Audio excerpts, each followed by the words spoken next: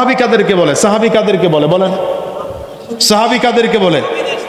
যারা ঈমানি হালাতে নবীকে দেখছেন, যারা ঈমানি হালাতে নবীকে দেখেছেন।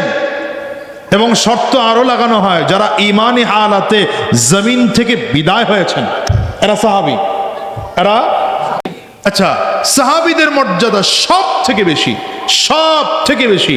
নবী বলেন আমার জান্নাতে যাওয়ার সিরিয়াল সবার আগে, এরপরে নবীদের সিরিয়াল।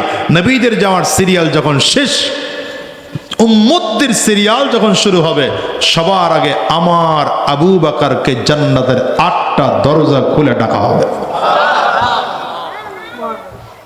আসেন এবার, নবী জমিন থেকে নেই। তাবেঈন কাদেরকে বলে?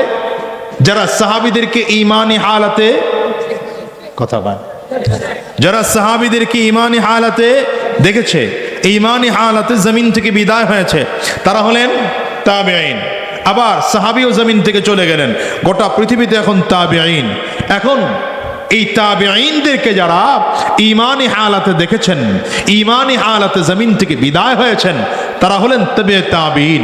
নবী এই 3 শ্রেণীর ব্যাপারে গ্যারান্টি দিয়ে বলেছেন, খায়রুল কুরুনি করনি, খায়রুল কুরুনি করনি, সুম্মাল্লাযীনা ইয়ালুনহুম, সুম্মাল্লাযীনা ইয়ালুনহুম।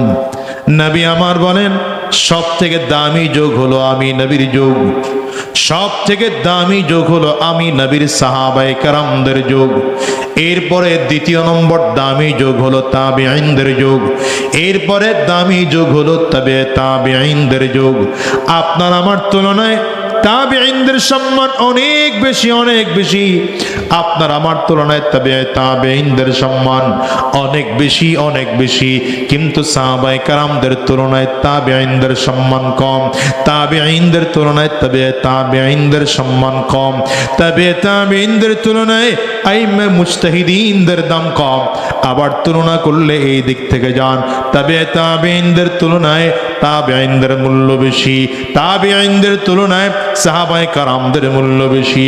কারণ যারা নবীকে দেখেছে, যারা নবীর হাতে হাত দিয়ে কালিমা পড়ে মুসলমান হয়েছে, সেই মানুষগুলোর সমমূল্য আমাদের কোনোদিন হতে পারে না।